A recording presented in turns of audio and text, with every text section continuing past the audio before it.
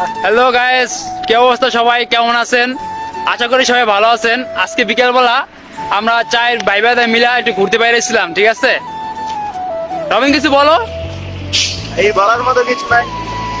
বাড়ি ছিলাম, ভালো লাগতো।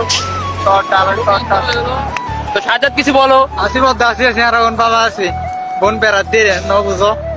আপনারা কি কেউ বুঝছেন সে কি বলছে? তার বাড়ি কোথায় এটা কমেন্ট অবশ্যই জানাবেন, তার ভাষা শুই না, ঠিক আছে? তো কাজের কিছু বলো না।